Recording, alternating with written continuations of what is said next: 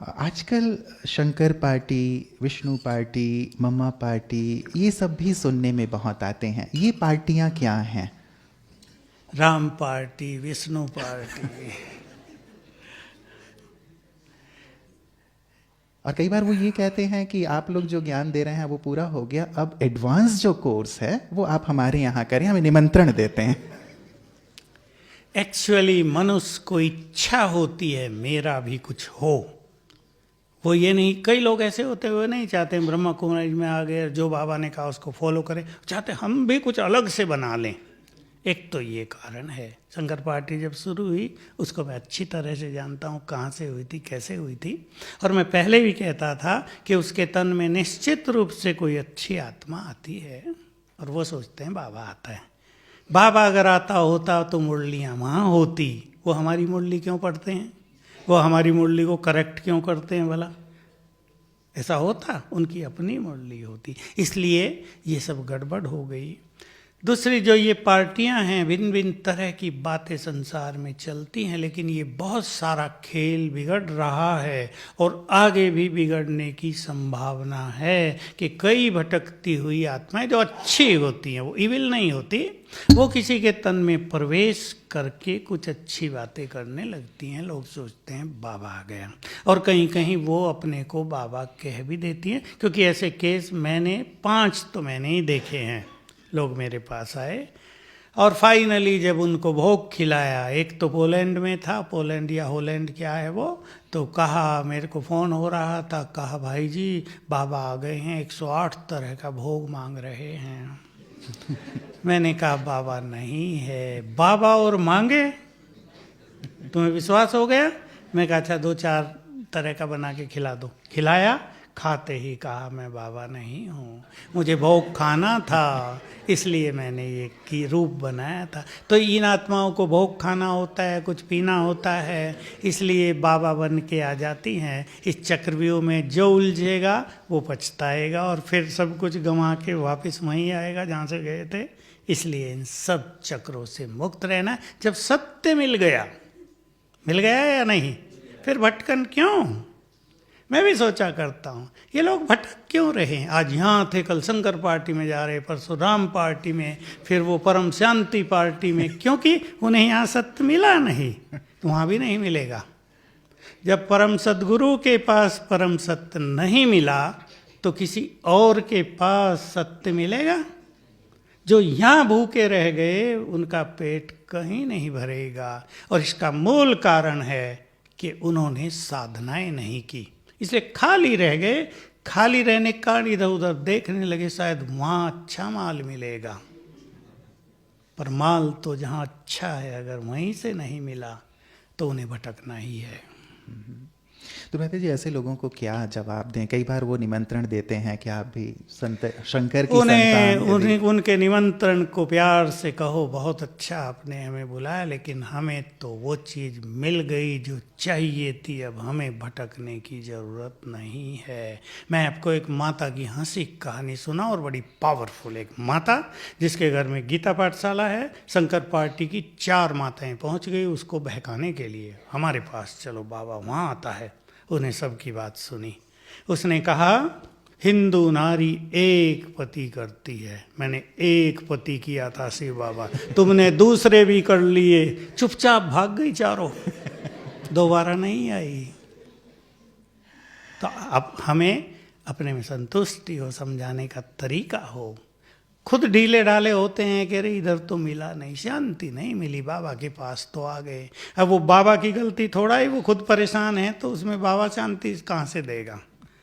पानी आपके पास भरपूर रखा, पीते आप नहीं और कह रहे हैं प्यास नहीं बुझी, तो गलती पानी की थोड़ा ही है, वो तो न पीने वाले की है। आपने जैसे बात कही मेहता जी, इधर उधर देखने की ख्वाहिश तब होती है जब व्यक्ति संतुष्ट नहीं है। बहुत बहुत बार ऐसा देखने में आता है कि बहुत सारे ब्राह्मण जैसे चलते चलते थक गए हैं, ज्ञान योग से मुक्त हो गए हैं, या फिर वो साधना नहीं कर पा रहे हैं, या ये जीवन थोड़ा सा जैसे भारी सा उनको लग रहा है। हम मदद भी करना चाहते हैं लेकिन वो मदद लेना भी नहीं चाहते हैं, तो कैसे उनको संजीवनी दी जाए? इम्पोर्टेंट क्वेश्चन है और बाबा की मुरलियों में भी आता रहता है। ये यात्रा है तुम्हारी, इसमें कई बच्चे थक जाते हैं। थक आती है माया, थक आती है मनुष्य की वासनाएं, थक आते हैं मनुष्य के अपने संस्कार जो उसे टकराव में लाते हैं।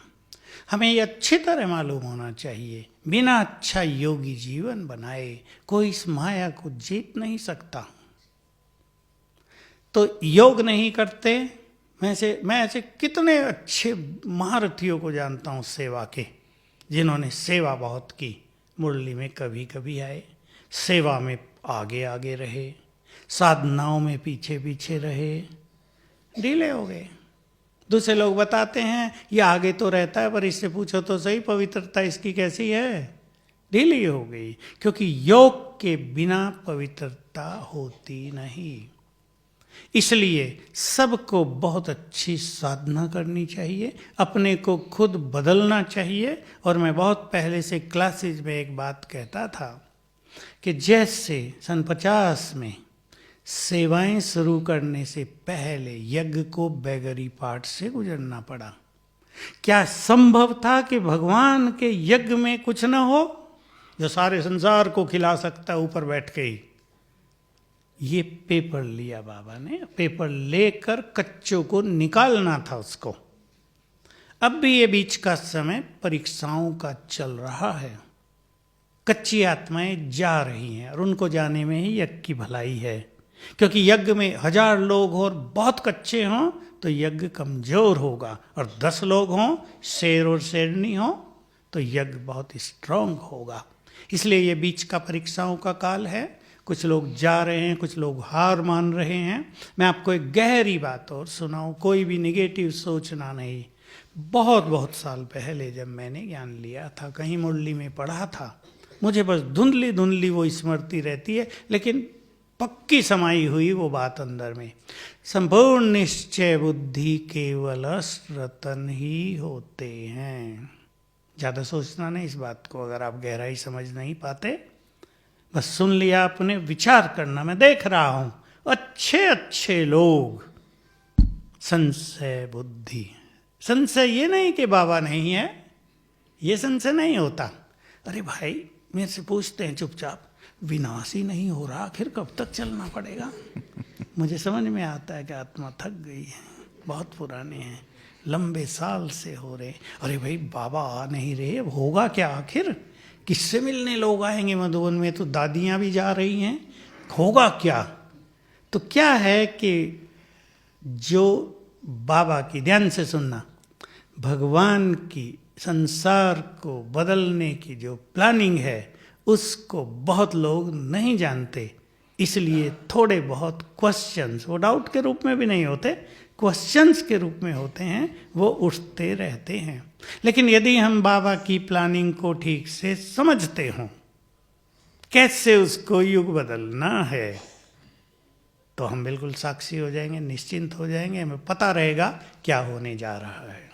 इसी पे एक इम्पॉर्टेंट सी बात रहता है जी, कई बार यज्ञ में जब हम थोड़ा सा ऊपर नीचे देखते हैं, उथल पुथल सा देखते हैं, ऐसा नहीं होना चाहिए, ऐसा हमें लगता है व्यावहारिक स्तर पर, तब मन में आता है कि क्या केवल ज्ञान योग करते रहें या हम भी अखाड़े में कूद पड़ें और थोड़ा सुधारने की कोशिश करें? अखाड़े में कूदने के लिए तो बहुत लोग तैयार हैं, लेकिन किसी लीडर की ज़रूरत है। लीडर मिलेगा। आप बिल्कुल ठीक प्रश्न किया। यज्ञ में भी वैसा कुछ अच्छा नहीं होता जैसा होना चाहिए। मैं सोचा करता हूँ इस यज्ञ से विनाश ज्वाला प्रकट होनी है, और विनाश ज्वाला से पहले अमित योग की ज्वाला प्रकट होनी है। अभी तो योग की ज्वाला बुझी हुई नजर आती है, जरूर कुछ ही थोड़े समय में। ऐसा नहीं कि यहाँ योगी नहीं है हमारे बीच में, ज्ञान सरोवर में भी बहुत हैं, कम से कम 25 आत्माएं, बहुत तो यहाँ बैठे हैं। कई बहुत अच्छे योगी हैं, पांडवन में भी हैं, शांतिवन में भी हैं, लेकिन वो छुपे हुए हैं क्योंकि दूसरी तरह के लोग ज़्यादा हैं। इसलिए एक ऐसी लहर अब यज्ञ में चलेगी कि यहाँ तपस्या ही तपस्या होगी, आध्यात्मिक लहर फैलेगी और ये तीनों स्थान महान तीर्थ बनेंगे। इसलिए मैदान में कूदने की इच्छा तो आपके साथ मुझे भी होती है, लेकिन कोई मुझे रोक लेता है। अभी वेट फॉर सम टाइम, समय आ रहा है, एक बड़ी चेंज आने वाली है। माता जी, ऐसा ही एक प्रैक्टिकल सा प्रश्न किसी ने कहा है कि बाबा कहते हैं कि सभी के प्रति शुभ भावना रखो और हर एक के प्रति शुभ भावना बिना कुछ खर्च किए ही रखी जा सकती है, परंतु यदि कोई ज्ञानी तो आत्मा, वो भी आयु में छोटा हो, बार बार अपमानित करे, दिल को आहत करे, तो मन में उसके लिए घृणा भाव घर कर जाता है, जिससे उसके लिए जो भावना होनी चाहिए वो जैसे बिगड़ सी जाती है, स्थिति भी खराब होती है। अब इस प्रैक्टिकल सिचुएशन में क्या करें? बिल्कुल, छोटा हो या बड़ा हो, कोई व्यक्ति अगर बार बार गलत व्यवहार करे, हमारा इंसल्ट करे, बोली ऐसे बोले बहुत खराब, तो उसके लिए शुभ भावना रखना कठिन काम तो है, असंभव तो नहीं। मुझे याद है बाबा की बात, चाहे कोयले से भी ज्यादा काला हो, याद आ गया आपको? आपको तो शुभ भावना रखनी है। हीरा सिंह याद देखना आया? रावण से भी भयानक हो, कोयले से भी ज़्यादा, कोयले से ज़्यादा काला तो मुझे नहीं लगता कोई होता हो, इसके कपड़े भी नहीं होंगे उतने तो लेकिन अभी वो अपना काम कर रहा है, हम थोड़ा उससे डिटैच हो जाएं, हम अपने पूर्वज के स्वमान में रहें, क्योंकि कभी कभी हमारे साथ कोई आत्मा हमसे पूर्व जन्मों के हिसाब किताब लेने भी आती है। सबके पास आती हैं कोई ना कोई आत्मा। बड़े से बड़े ब्रह्मा बाबा भी थे, एक दो तो उनके पीछे भी लगे ही रहते थे, मैं जानता हूँ, आप तो नहीं जानते। उनकी भी परीक्षा लेते थे, देखते हैं तुम कैसे तपस्या करते हो। लेकिन बाबा, मैं बड़ा हूँ, पूर्वज ब्रह्मा, ये सब मेरे बच्चे हैं, कोई बात नहीं, रहम की दृष्टि। तो शुभ भावना से पहले होनी चाहिए रहम की दृष्टि, क्योंकि वो आत्मा उस समय परवश है, हमने उसे किसी तरह पूर्व जन्मों में कष्ट दिया है, वो इमर्ज हो रहा है, वो बदले की भावना उसके अंदर जग रही है, इसलिए वो हमारा सामना करता है बार बार। इसमें हम क्षमा याचना, रहम दिल, अपनी पूर्वज की स्थिति में स्थित होंगे तो चलो शुभ भावना न भी रहे, पहले रहेगी हमारी अलिप्त स्थिति। ये बहुत इम्पोर्टेंट है, हम निर्लिप्त रहेंगे उस चीज़ से, उसके शब्दों से, उसकी इंसल्ट के प्रभाव से जल्दी अपने को बाहर रखेंगे और फिर हमारी थोड़ी भी शुभ भावना उस पर असर अवश्य करेगी। जी।